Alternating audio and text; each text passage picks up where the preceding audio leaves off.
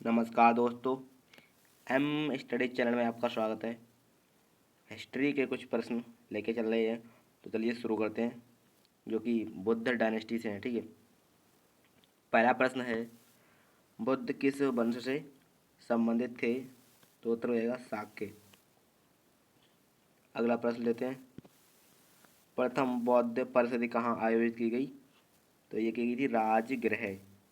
ठीक है, राजगृह में प्रथम बौद्ध परिषद आयोजित की गई। अगला प्रश्न, बौद्ध साहित्य की पहचान कौन सी है? तो है त्रिपिटक। त्रिपिटक बौद्ध साहित्य की पहचान है। ठीक है, अगला प्रश्न, बुद्ध ने अपना प्रथम प्रवचन कहाँ दिया?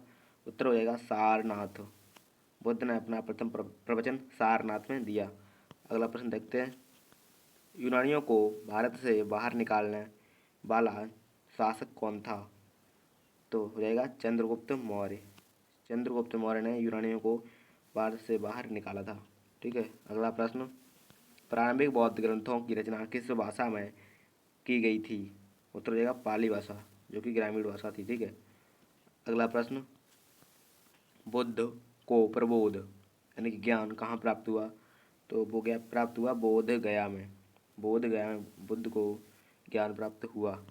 अगला प्रश्न, बुद्ध धम्म और संघ मिलकर क्या कहलाते हैं? उत्तर हो जाएगा त्रिरत्न। त्रिरत्न। ठीक है, बुद्ध धम्म और संघ मिलकर त्रिरत्न कहलाते हैं। अगला प्रश्न, बौद्धों के पवित्र अवशेषों पर निर्मित गुंबदाकार छत वाली अर्धगोलाकार संरचना को क्या कहते हैं? तो उसे कहते हैं स्तूप। ठीक है, जो बुद्ध के जो मंदिर होते हैं उन्हें हम गोल गोल गुंबदाकार, उनको हम स्तूप कहते हैं। ठीक है, मंदिर नहीं बोलते हैं। अगला प्रश्न, बुद्ध की मृत्यु यानी कि परिनिर्वाण कहाँ हुआ था या किस वर्ष हुआ था?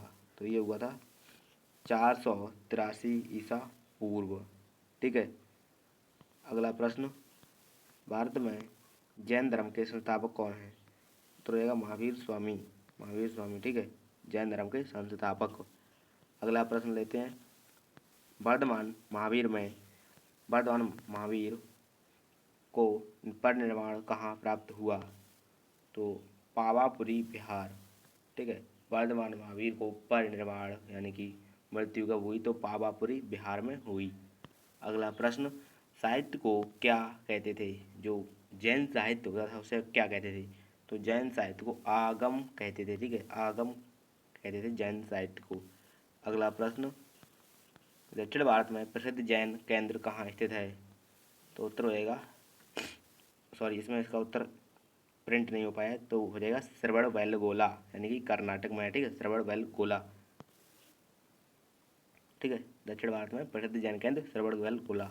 अगला प्रश्न लेते हैं, 6वीं शताब्दी ईसा पूर्व मगध में किस शासक किस मतलब जो धातु थी उसका भंडार था? तो जो धातु थी वो थी लोहा। लोहा का विशाल भंडार था मगध साम्राज्य में। ठीक है, अगला प्रश्न लेते हैं, उस राज्य का नाम बताइए जिसने पहली बार युद्ध में हाथियों का प्रयोग किया?